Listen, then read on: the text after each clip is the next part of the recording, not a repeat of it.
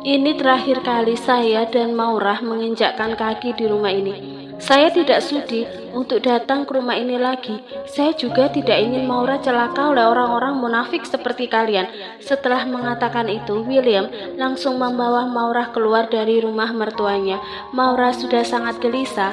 Wanita itu terus menggeliatkan, merasakan hawa panas dalam tubuhnya. Setelah kepulangan William dengan Maura, semua orang sudah berkumpul. Aldo, Revan, Fiora dan juga Widya, mereka sudah berkumpul di ruang tengah. Ferdi tidak bisa membiarkan masalah berlarut. Gara-gara ulah mereka, hubungan yang baru menghangat kini kembali renggang. Sekarang jawab pertanyaan Papa. Siapa yang sudah menaruh obat itu ke dalam minuman Maura? Ferdi mengajukan pertanyaan. Semuanya diam. Ibu dan anak itu hanya saling lirik. Kalau tidak ada yang mengaku, Papa akan cek rekaman CCTV. Ferdi kembali bersuara. Seketika mereka mengangkat kepala dan menatap ke arah Ferdi semuanya. Fiora yang punya ide, Pak. Revan angkat bicara. Sontak pandangan mereka beralih ke arah putra kedua Ferdi. Tapi obatnya dari Kak Aldo, Pak. Fiora tidak mau kalah. Mata Aldo melotot mendengar hal tersebut. Apa tujuan kalian melakukan itu? Tanya Ferdi yang masih berusaha untuk sabar. Tapi Ferdi tidak akan pernah memaafkan apapun itu alasannya. Semuanya kembali diam. Entah apa yang kini mereka pikirkan. Saat ini Widya menatap ketiga anaknya satu persatu. Ia masih ingat perkataan William. Widya tidak ingin di antara mereka harus mendekam di penjara. Kenapa diam? Ferdi kembali bersuara. Ia juga menatap ketiga anaknya secara bergantian, lalu beralih kepada istrinya. Mereka pantas melakukan itu karena Papa pilih kasih. Widya angkat bicara. Kini pandangan mereka beralih kepada wanita yang duduk berhadapan dengan Ferdi. Mama bilang Papa pilih kasih. Apa yang selama ini Papa lakukan itu kurang. Mereka bertiga mendapatkan fasilitas yang lengkap, pendidikan yang tinggi. Kurang apa lagi? Ujar Ferdi yang mulai tersulut emosi. Selama ini ia sudah berusaha untuk bersabar, tapi kesabaran seorang manusia ada batasnya. Sedangkan Maura, dia menderita sejak dalam kandungan. Kalau saja aku tidak menuruti keinginan ibu untuk menikah dengan kamu, mungkin ini tidak akan pernah terjadi, ujarnya lagi. Penyesalan memang selalu datang terakhir, tapi Papa sudah menyiapkan aset untuk dia kan? Bukan itu saja, Papa juga menyiapkan rumah dan juga yang lainnya. Saat Widya, wanita itu sudah kesal karena ternyata suaminya sangat peduli dengan Maura. Maura pantas mendapatkan semua itu, bahkan itu masih kurang dibandingkan dengan apa yang kalian dapat, tutur Ferdi. Widya mendengus kesal mendengar semua itu. Sekarang akui kesalahan kalian sebelum William membawa kalian semua ke kantor polisi, ucap Ferdi. Kemudian, sontak ibu dan tiga anak itu saling pandang dengan raut wajah panik. Fiora yang punya ide, Pak. Dia berniat untuk merebut William dari Maura. Revan angkat bicara. Fiora cukup terkejut karena sang kakak berani mengatakan yang sesungguhnya. Kak Revan, Fiora menatap kakaknya dengan tatapan mata yang tajam. Memang itu kenyataannya kan? Kamu yang punya ide ini. Kamu berencana untuk merebut William dan menyingkirkan Maura. Revan kembali angkat bicara. Sejujurnya ia sedikit tidak suka dengan ide adiknya itu, tetapi ibunya terus memaksa agar mau membantunya. Kak Revan, cukup. Ternyata kalian semua licik, terutama kamu Fiora. Papa kecewa. Ferdi memotong ucapan putrinya. Seketika mereka diam. Tidak ada yang berani jika Ferdi sudah marah. Kalian tunggu saja hukuman dari William. Setelah mengatakan itu, Ferdi bangkit dan meninggalkan mereka. Widya menghembuskan nafasnya kasar. Sekarang ia benar-benar bingung. Begitu juga dengan ketiga anaknya. Sementara itu William dan Maura sudah sampai di rumah. Bahkan mereka sudah berada di kamar. Maura terus menggeliatkan hawa panas dalam tubuhnya membuatnya. Sementara itu, William masih terus memperhatikan istrinya. Satu-satunya cara untuk menyembuhkan hanya dengan hari telah berganti. Sejak kejadian malam itu, Fiora tidak bisa tidur dengan nyenyak. Ferdi benar-benar marah dengan apa yang dilakukan oleh Fiora. Bahkan Ferdi sampai mencabut fasilitas putrinya itu agar Fiora tidak lagi bertindak sembarangan. Begitu juga dengan kedua kakaknya, Revan serta Aldo. Widya pun merasakan hal yang sama. Bagi Ferdi itu sudah adil. Pagi ini Fiora dan Widya tengah menyantap sarapan pagi bersama, sedangkan yang lainnya sudah berangkat ke kantor. Karena hari ini ada meeting dan jadwal mereka juga padat. Suasana cukup hening karena hanya ada mereka berdua. Sayang, muka kamu pucat, kamu sakit? Widya menegur putrinya. Akhir-akhir ini Widya melihat putrinya yang pucat seperti orang sakit. Tapi setiap kali ditanya katanya baik-baik saja. Aku nggak apa-apa kok ma. Fiora menolak. Widya berusaha untuk percaya. Keduanya pun kembali melanjutkan kegiatan mereka. Tiba-tiba saja Fiora merasakan mual. Perutnya terasa diaduk-aduk. Karena tidak tahan, Fiora bangkit dan berlari menuju ke kamar mandi. Di sana Fiora memuntahkan isi perutnya, namun yang keluar hanya cairan bening. Widya yang khawatir langsung menyusul putrinya karena tidak biasanya Fiora seperti itu. Sayang, kamu kenapa? Kamu baik-baik saja kan? Widya panik. Wanita itu mendekati putrinya dan berdiri di sebelahnya. Nggak apa-apa kok ma, mungkin masuk angin, kata Fiora. Perut Fiora rasanya diaduk-aduk lagi, lalu ia kembali memuntahkan isi perutnya lagi, hanya cairan bening yang keluar. Melihat itu Widya diam seperti tengah memikirkan sesuatu. Widya hanya bisa berharap semoga putrinya hanya sakit biasa. Kita ke dokter ya, ajak Widya. Sedangkan Fiora hanya menggelengkan kepalanya. Paling cuma masuk angin biasa ma. Fiora menolak untuk diajak ke dokter, tapi Widya tidak bisa diam saja. Ia takut terjadi sesuatu yang buruk terhadap putrinya. Nurut sama mama, sekarang kita ke dokter. Tidak ingin dibantah, Widya memaksa putrinya untuk tetap ke dokter, sedangkan Fiora hanya bisa menurut. Tidak butuh waktu lama, mereka sampai di rumah sakit. Bahkan saat ini Fiora sedang diperiksa oleh dokter.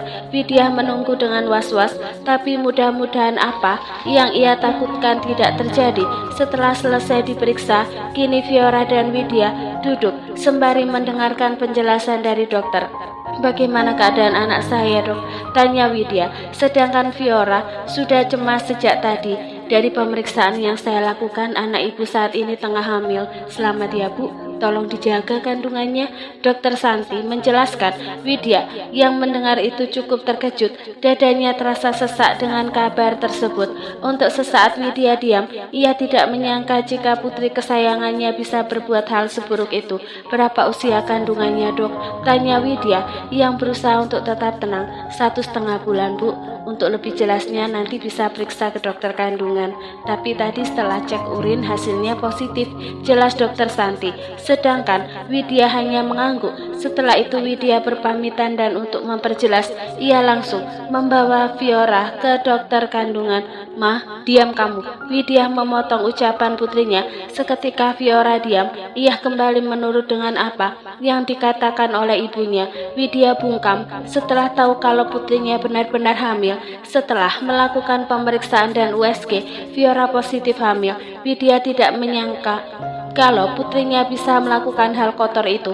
Selama ini Widya dan Ferdi selalu mewanti-wanti pergaulan Fiora, tapi nyatanya tetap kebablasan juga. Sekarang jawab pertanyaan mama. Siapa yang sudah melakukannya? Widya mengajukan pertanyaan. Saat ini, mereka sudah dalam perjalanan pulang.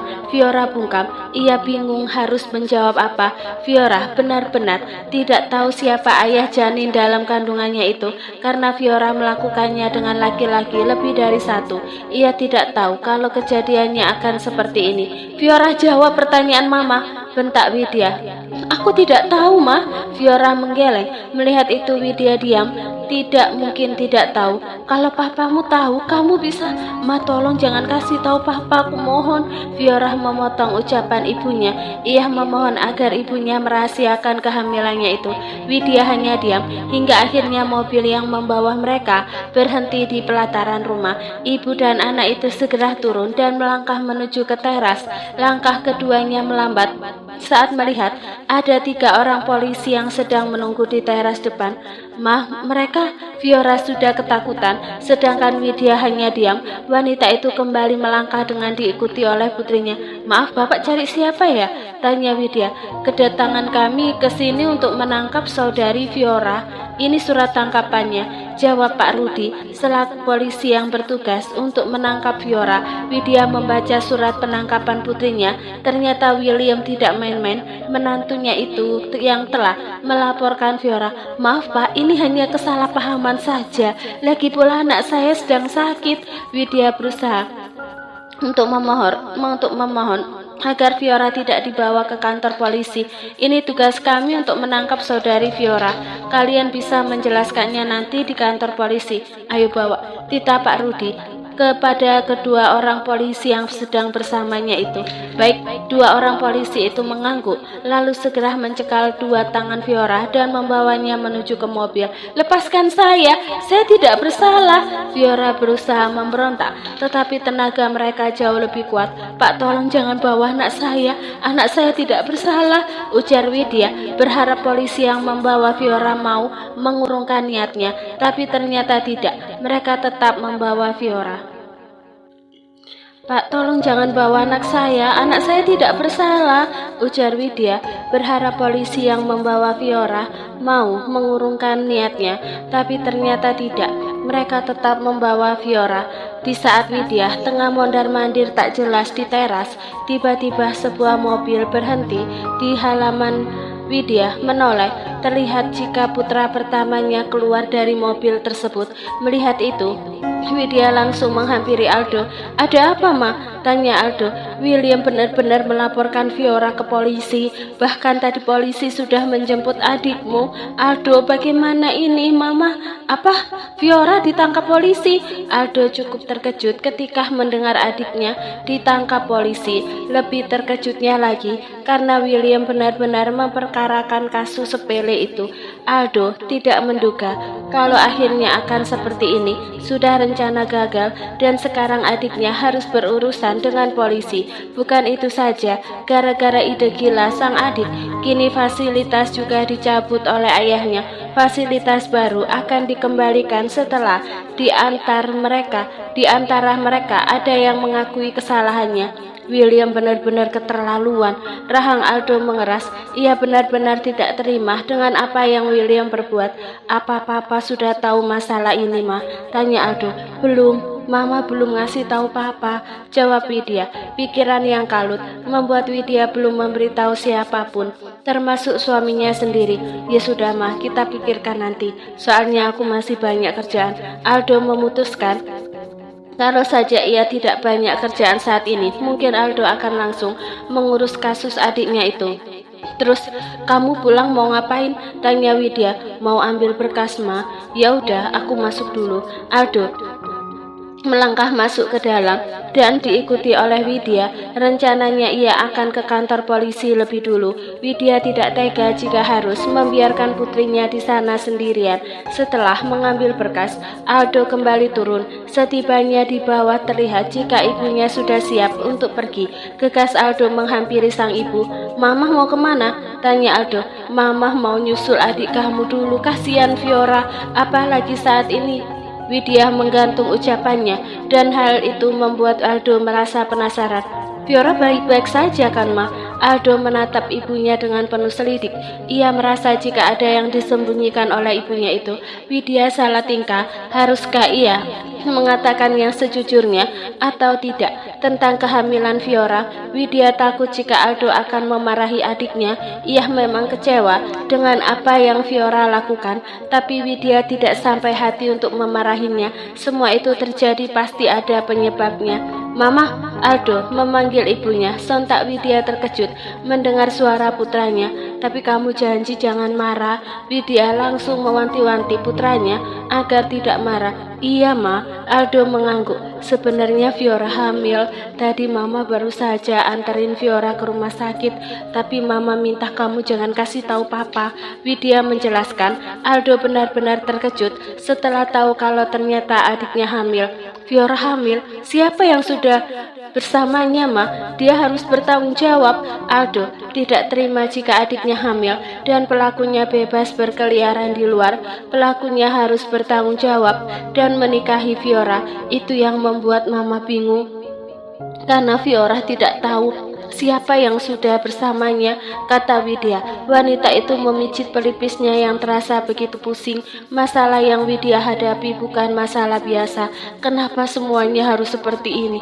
Aldo bersuara kecewa. Ia tidak bisa menyalahkan adiknya begitu saja. Aldo, Mama minta tolong kamu rahasiakan masalah ini dari Papa. Papa bisa marah besar kalau sampai tahu Fiora hamil. Widya meminta putranya untuk merahasiakan kehamilan adiknya itu. Ia tidak ingin ayahnya sampai tahu karena akan semakin panjang masalahnya. Mama tidak perlu khawatir, aku akan merahasiakan masalah ini dari Papa, ujar Aldo. Widya tersenyum lega, berharap ia segera tahu siapa yang sudah menodai putrinya itu. Ya sudah, aku balik ke kantor lagi. Mama jadi ke kantor polisi, tanya Aldo. Sudah terlalu lama ia ada di rumah. Iya, Mama duluan ya, kasihan adikmu. Widya menepuk pundak putranya, lalu melangkah keluar. Rasanya ia tidak sabar ingin segera sampai di kantor polisi. Aldo menghela nafas.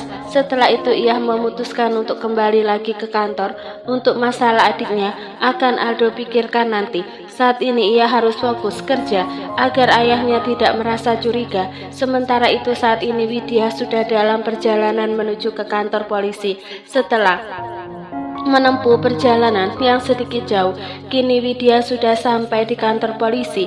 Wanita itu langsung meminta izin untuk bertemu dengan putrinya. Setelah mendapat izin, Widya lantas masuk ke dalam, di mana Fiora tengah menunggu. Fiora, Widya melangkah mendekati putrinya. Fiora yang mendengar suara ibunya seketika menoleh. Mah, Fiora bangkit dan melangkah memeluk tubuh ibunya. Widya mengusap punggung putrinya dengan lembut. Setelah itu, mereka memilih untuk duduk. Mah, aku nggak mau di penjara. Pokoknya Mama harus bantu aku untuk keluar dari tempat ini. Apapun caranya. Fiora memohon agar ibunya mau membantunya untuk keluar dari dalam penjara. Belum ada sehari, rasanya seperti sudah setahun. Fiora benar-benar tidak betah. Sayang, kamu tidak perlu khawatir. Mama pasti akan mengeluarkan kamu dari tempat ini. Widya membelai wajah putrinya dengan lembut. Meskipun ia marah atas kehamilan Fiora, tapi Widya tidak akan pernah tega melihat putrinya harus menjadi penunggu jeruji besi. Aldo juga akan membantu kamu agar secepatnya keluar dari tempat ini, sambung Widya. Mendengar itu, Fiora diam. Apakah Aldo juga tahu kalau aku? Mama minta maaf, tapi kakakmu harus tahu. Aldo pasti akan membantu kamu. Tapi kalau Mama boleh tahu siapa yang sudah melakukannya, kamu tidak mungkin lupa begitu saja kan, Fiora? Widya memotong ucapan putrinya. Ia benar-benar penasaran dengan siapa yang telah menodai putrinya itu. Fiora kembali diam. Wanita muda itu nampak bingung harus menjawab apa. Haruskah Fiora jujur dengan siapa ia melakukannya? Tapi masalahnya terakhir kali melakukan hal buruk itu lebih dari satu laki-laki. Itu yang membuat Fiora bingung. Benih siapa yang tumbuh di rahimnya saat ini? Fiora, Widya menyentuh pundak putrinya. Aku nggak tahu, Ma. Fiora hanya menggeleng.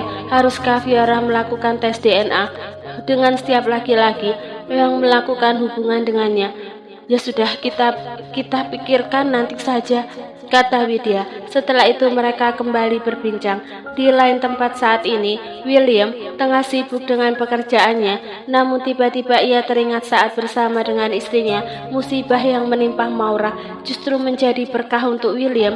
Berkat obat itu yang Maura minum, trauma istrinya hilang, dan kini membuat William semakin bersemangat untuk kembali menebar benih. Maura, William tersenyum mengingat momen tadi pagi sebelum berangkat ke kantor. Tiba-tiba saja pintu ruangan diketuk. Sedetik kemudian pintu terbuka. Terlihat seorang wanita datang dengan mendorong kereta bayi lalu masuk ke dalam. William tersenyum melihat siapa yang datang. Tidak menyangka jika dua bidadarinya akan datang. Maaf Mas kalau ganggu. Maura merasa tidak enak dengan suaminya itu, padahal ia datang bersama dengan ibu mertuanya karena Soraya ada kepentingan dengan orang kepercayaannya. bertanya, "Kenapa nggak bilang kalau mau datang? Jadi aku bisa nyuruh Ray untuk jemput kalian," kata William seraya melangkah mendekati anak dan istrinya. "Kami kesini sama Mama, katanya ada perlu," ujar Maura, sedangkan William hanya mengangguk. Hari ini Maura memang tidak masuk kuliah, itu sebabnya Soraya mengajak cucu dan menantunya agar tidak merasa bosan. "Sini sayang sama Papa." William mengangkat tubuh putrinya lalu menciumi pipinya dengan gemas. "Cantik banget anak Papa," ujar William. Meski perempuan itu, tapi wajahnya benar-benar mirip dengan William ayahnya. "Oh ya Mas, aku juga bawain makan siang untuk kamu. Nanti dimakan ya." Maura meletakkan kotak bekal yang dibawanya di atas meja. "Makasih ya sayang." William benar-benar bahagia selama menikah dengan Valerie. Wanita itu tidak pernah memperhatikan William, bahkan untuk kebutuhannya setiap hari ia menyiapkannya sendiri. Berbeda dengan Maura, setelah menikah William benar-benar dimanjakan oleh istrinya. Segala kebutuhan Maura yang menyiapkannya, bahkan untuk makanan pun terkadang istrinya yang memasak. William memang tidak salah memperistri Maura, dan sepertinya rasa cinta itu sudah mulai tumbuh. "Sama-sama Mas." Maura mengangguk, lantas memilih untuk duduk di sofa, sedangkan William tengah sibuk dengan Shakila. "Mas, aku boleh tanya sesuatu tidak?" Tiba-tiba Maura teringat sesuatu yang hendak ia tanyakan kepada suaminya itu. "Mau tanya apa sayang?" William menoleh sekilas sebelum kembali sibuk dengan putrinya.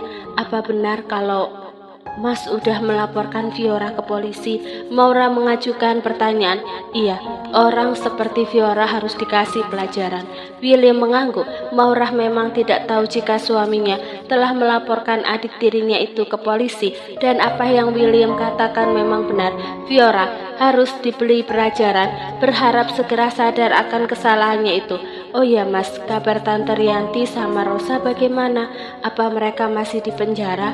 Tiba-tiba Maura teringat akan tante dan sepupunya itu. "Aku sudah mengirimnya ke suatu tempat. Mudah-mudahan suatu saat nanti mereka bisa sadar, karena menurutku hukuman di penjara itu terlalu enak," kata William. Sontak Maura bangkit dan berjalan menghampiri suaminya. Maura benar-benar tidak tahu jika tante dan sepupunya itu ternyata sudah dipindah tempat. "Mas, kamu tidak melenyapkannya kan?" Maura khawatir jika suaminya melenyapkan Tante Rianti dan Rosa. Mendengar itu William justru tertawa. "Apa aku ada tampang psikopat?" William menunjuk wajahnya sendiri. "Aku tidak sekejam itu Maura. Aku masih punya hati dan perasaan." Aku hanya khawatir. Walaupun mereka jahat, tapi aku pernah dirawat sama Tante Rianti," ujar Maura. Sudah, tidak usah bahas mereka. Lagi pula mereka aman kok," saut William yang tidak suka melihat wajah murung istrinya. Setelah itu William mengajak istri dan putrinya untuk berkeliling di gedung tersebut. Ia juga memperkenalkan kedua bidadarinya itu kepada seluruh karyawannya. Pukul 5 sore, William baru sampai di rumah. Laki-laki itu langsung masuk ke dalam. Setibanya di dalam, terlihat jika istrinya tengah bersama dengan putrinya. Rasa lelah dan letih seketika hilang saat melihat senyum kedua bidadarinya itu. William melangkah mendekati istri dan anaknya yang ada di ruang tengah. "Sudah pulang Mas?" Maura menyadari akan kehadiran suaminya itu. "Iya, kalian lagi ngapain?" William menjatuhkan bobotnya di sebelah istrinya. Tangan kanannya kini sibuk melepas dasi yang melingkar di lehernya. "Lagi main-main saja." Maura mencium pipi putrinya yang cabi itu. "Sini sama Papa." William mengambil alih putrinya yang ada di pangkuan sang istri. Setelah itu Maura bangkit dan membawa jas milik suaminya ke dalam kamarnya. Setelah itu Maura kembali turun. Wanita itu lantas pergi ke dapur untuk membuat kopi. Setelah itu Maura melangkah menuju ruang tengah di mana suami dan putrinya berada. "Kopinya Mas." Maura menaruh secangkir kopi yang masih mengepul itu di atas meja. "Terima kasih sayang," William berkata sembari mencium pipi Shakila. Selang beberapa menit, seorang asisten rumah tangga datang dan memberitahu jika di depan ada tamu. William memilih bangkit dan melangkah menuju ruang tamu, lalu disusul oleh Maura. Awalnya ia malas, tapi setelah tahu jika ibu tirinya yang datang, rasa penasaran seketika menguasainya. "Ada apa?" Anda datang ke sini?" tanya William tanpa basa-basi. Sementara itu Maura memilih untuk diam dan duduk di sebelah suaminya itu. Sedangkan Widya masih diam.